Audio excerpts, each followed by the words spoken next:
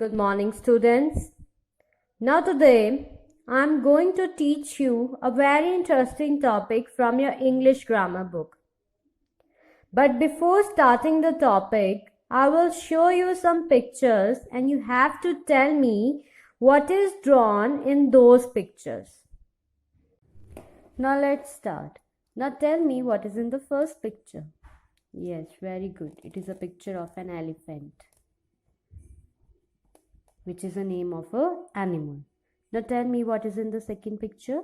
Yes, it is a picture of a girl.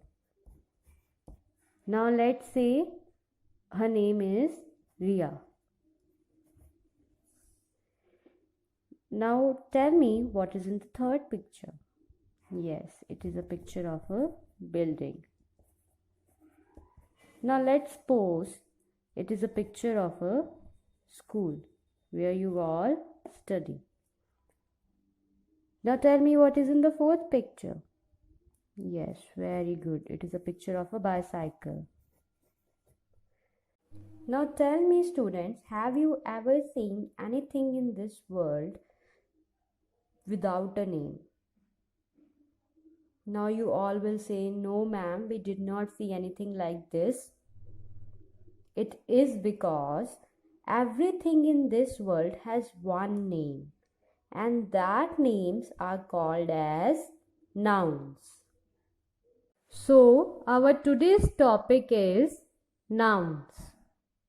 Names of persons, places, animals or things are called nouns. For example, car, bird, house, garden, Sakshi, book, Taj Mahal. These all are the names of persons, places, animals or things. So these words are called as nouns. Now you have understood the definition very well. So let's talk about the kinds of nouns. So students, there are 5 kinds of nouns. How many kinds of nouns are there? 5 kinds of nouns. First one is common noun. Number 2, proper noun. Number 3, collective noun. Number 4, material noun. Number 5, abstract noun. Now let's study one by one in detail with the help of different examples. So our first kind of noun is proper noun. Now students, there are a number of persons, things or places exist in this world. Now all have one special name, and that special names are called as proper nouns. So proper noun is a special name given to a particular person, place, animal or thing. Now students, you have to keep one thing in mind, that proper noun always begins with a capital letter. That they always begins with a capital letter. Now let's discuss the few examples which are related to the concept of proper noun. Now if I'm talking about a particular boy, I will take his name and that name is called as proper noun. Suppose the name is Rahul. Now Rahul is a proper noun. Similarly, if I talk about a particular place, I will take its name, say it is Red Fort. Now Red Fort is a proper noun. Similarly, if I'll say a name of a newspaper, now that name will also be a proper noun. For example, The Tribune. Now The Tribune is a particular name of a newspaper. So it is a proper noun. Now the next kind of noun is common noun, which does not point out to any particular person, animal, place or thing, but it is common to all the persons, places, animals or things of same kind. Now look at these examples. My first example is a teacher. Now students, there are so many teachers in your school. I did not talk about any particular teacher, so teacher is a common noun. Similarly, look at this example. School. I did not talk about any particular school or did not take any name of a school, so school is a common noun. Similarly, there are different names of things and animals are also given here. I did not talk about any particular animal or thing here. So, these all come in the category of common nouns. Now, before moving forward, let's discuss these questions so that we can recall what we have done till now. Now, our first question is, what are proper nouns? Yes, right. These are the special names given to the persons, places, animals or things. Now let's move to the question number 2. That says, what are common nouns?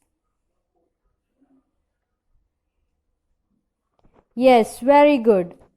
These are the names that are commonly shared by persons, places, animals or things of same kind. Now let's talk about the question number 3 that says, underline the nouns and also specify their kinds. Now the sentence given here is, Sarita is an intelligent girl. Now tell me what are nouns here and also specify their kinds. Yes, very good. Sarita is a proper noun as it is a name of a person. Girl is a common noun as it is commonly shared by the persons of same kind. Now let's get back and discuss the other kinds of nouns.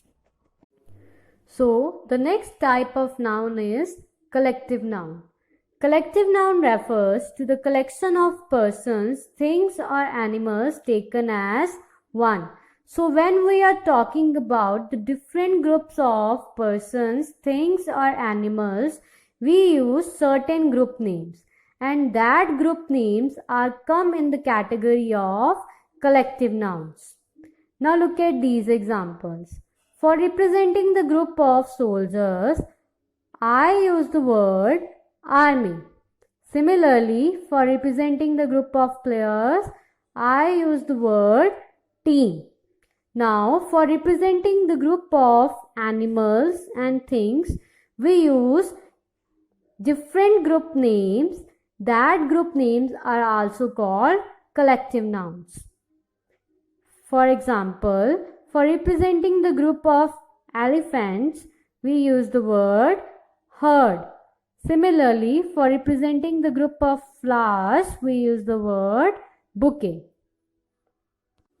Now, before moving forward, let's discuss the few examples related to collective nouns so that you can gain more understanding of this type of noun. Now, what you have to do, you have to underline the collective nouns in the following sentences. Now, our first sentence says, our class consists of 40 students. Yes, very good. Class is a collective noun as it represents the group of 40 students. Now let's move to the sentence number 2. We bought our mother a bouquet of roses. Yes, very good. Bouquet is also a collective noun as it represents the group of roses. So let's get back and discuss the other kinds of nouns. Now observe all these things. You all have used them or seen them in your daily lives. Now these things are made of different substances or materials. So all the substances that are used to make things are called material nouns. Now look at these examples. A cup is made of plastic. So plastic is a material noun. Similarly, a shirt is made of cotton. So cotton is also a material noun. Now let's talk about the fifth and the last kind of noun, that is abstract noun. An abstract noun refers to the things that you can feel or ideas that you can only express. So all the words that reflects your feelings or ideas come in the category of abstract nouns. For example, bravery, love, freedom, truth, anger, jealousy. These all are the names of feelings that you can only feel or express. No one can see or touch them. So all these feelings or ideas come in the category of abstract nouns. Now let's discuss the few sentences which are related to material nouns and abstract nouns. Now what you have to do, you have to underline the material nouns and abstract nouns in the following sentences. Now the sentence number 1 says, blankets are made of wool. Yes, very good. Wool is a material noun. Now sentence number 2, that says, tires are made of rubber. Yes, very good. Rubber is also a material noun.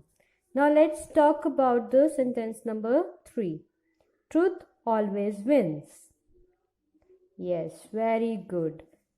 Truth is an abstract noun. Now move to the 4th number sentence. His innocence won the heart. Yes, very good. Innocence is also an abstract noun. So students, that's all about nouns and its kinds. I hope that you have understood the topic very well. Thank you for watching.